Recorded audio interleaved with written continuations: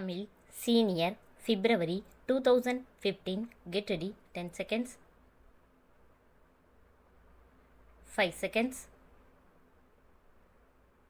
Start.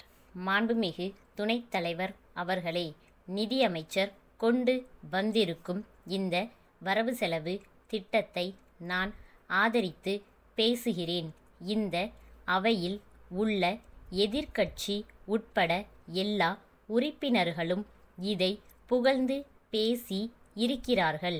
இப்படிப்பட்ட நல்ல வரவு செலவு திட்டத்தை அளித்த நிதியமைச்சர் அவர்களுக்கு நீண்ட ஆயுளை கொடுத்து இன்னும் நல்ல திட்டங்களை வகுத்து அடுத்த வருஷம் இதைவிட சுமூகமான வரவு செலவு திட்டத்தை அளிக்க அவர்களுக்கு நல்ல உற்சாகம் கொடுக்க வேண்டும் என்று வேண்டுகிறேன்.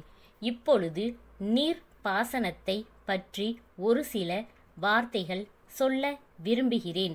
பொதுவாக நம் அரசு வகுத்திருக்கும் திட்டங்களில் நீர் பாசன திட்டம் என்பது மிகவும் முக்கியமான திட்டமாகும். மிகப்பெரிய பெரிய அணை திட்டங்களை தீட்டி அவற்றை நிறைவேற்றியதால் மக்கள் இன்று செழிப்பாய் இருக்கிறார்கள். உணவு உற்பத்தி பெருகும் என்பதை அறிய மகிழ்ச்சியாய் இருக்கிறது.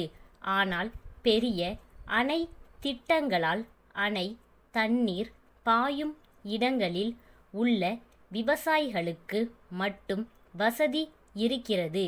சிறிய நீர் பாசன திட்டங்கள் குறித்தும் அரசு முயற்சி செய்தால் இன்னும் சில விவசாயிகளுக்கும் பலன் ஏற்படும் என்பதை தெரிவித்துக் கொள்கிறேன். அதனால் நாம் வெளிநாட்டுக்கு உணவுப் பொருள் ஏற்றுமதி செய்யும் அளவுக்கு கூட தயாராகி விடலாம் என்று நினைக்கிறேன். சில கிராமங்களில், குறிப்பாக அரசு எடுத்து கொண்டிருக்கும் கிராமங்களில் சிறிய நீர் பாசன திட்டங்கள் நிறைவேறியிருக்கின்றன. அரசு எடுத்து கொள்ளாத இனாம் கிராமங்களில் பாழடைந்த ஏரிகளும் குளங்களும் இருக்கின்றன. அவைகளை செப்பனிட்டு நீர் பாசன வசதி செய்து கொடுக்கலாம். இனாம் கிராமங்களை அரசு எடுத்து கொள்ளாவிட்டால் ஏரிகளையும் வாய்க்கால்களையும் மராமத்து செய்வதற்கு மாவட்ட அதிகாரிகள் தங்கள் கையில் அதிகாரம் இல்லை என்று சொல்கிறார்கள். அப்படியானால் அங்குள்ள மக்களின் கதி என்ன ஆவது? அதற்காக அரசு ஏதாவது உத்தரவு போட்டால் தாங்கள் செய்வதற்கு தயாராக இருப்பதாக சொல்கிறார்கள். ஆகவே அரசு இது குறித்து கவனம் செலுத்த வேண்டுமென்று கேட்டுக்கொள்கிறேன். 3 வருஷ காலமாக இனாம் கிராமங்களை அரசு எடுத்து கொள்ள போவதாக சொல்லப்படுகிறது. ஆனால் எந்தவிதமான நடவடிக்கையும் எடுக்கப்படவில்லை. இது குறித்து அரசு ஏதாவது செய்ய வேண்டுமென்று கேட்டுக்கொள்கிறேன்.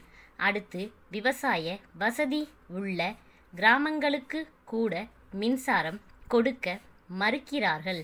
வரிசை பிரகாரம் கொடுப்பதில்லை. விவசாயத்திற்கு மின்சாரம் வேண்டுமென்று முன்பாகவே மனு போட்டிருக்கும் கிராமங்களுக்கு முதலில் மின்சாரம் கிடைக்கும்படி செய்ய வேண்டும் என்று கேட்டுக்கொள்கிறேன். அடுத்தபடியாக, கைத்தறி நெசவாளர்களுடைய நிலைமை ஓரளவு நல்ல முறையில் இருக்கிறது.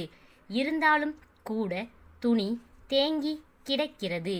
கூட்டுறவு சங்கங்கள் மூலமாக நிறைய தறி கொடுக்க வேண்டுமென்று உத்தரவு இருந்தாலும் அதன் மூலம் சேர்த்து கொண்டு வருகிற தறிகளை மூடுவதாக சொல்கிறார்கள். இதனால் கஷ்டமான நிலை உள்ளது. கூட்டுறவு சங்கங்கள் மூலமாக கொடுத்த தறிகளை நிறுத்தாமல் இருக்க ஆவன செய்ய வேண்டும். மும்பை கண்ணன் கூட்டமைப்பிலிருந்து மும்பை உபேந்திரன் கூட்டமைப்பிற்கு எழுதும் கடிதம். அன்புடையீர், எங்களுடைய பிரதிநிதி மூலம் மார்ச் 5ஆம் தேதியன்று 2 குரோஸ் பல ரச ஜாடிகள் அனுப்புமாறு கேட்டிருந்தோம். அவை எங்களுக்கு வந்து சேருவதில் ஏற்பட்டுள்ள காலதாமதம் குறித்து நாங்கள் வருத்தம் அடைந்துள்ளோம். சென்ற சனிக்கிழமையன்று அவைகளை சேர்ப்பிப்பதாக உறுதி அளித்தீர்கள். இன்று திங்கட்கிழமை, ஆனால் இன்னும் அவை எங்களை வந்து சேரவில்லை. இந்த காலதாமதம் எங்களுக்கு கஷ்டத்தையும் தொழில் நஷ்டத்தையும் ஏற்படுத்துகிறது என்பதை தெரிவித்துக்கொள்ள விரும்புகிறோம். எங்களுடைய கேட்பாணையை நிறைவேற்றுவதில் காலதாமதம் ஏற்படுவது இது முதல் தடவை அல்ல என்பதை நினைவில் கொண்டு எங்களுடைய கோரிக்கைகள் இனிமேல் உடனடியாக கவனிக்கப்படும் என்கிற நிபந்தனையின் பேரில் தான் நாங்கள் உங்களுடன் இனிமேல் வியாபார தொடர்பு வைத்துக்கொள்ள முடியும் என்பதை தெரிவித்து கொள்கிறோம்.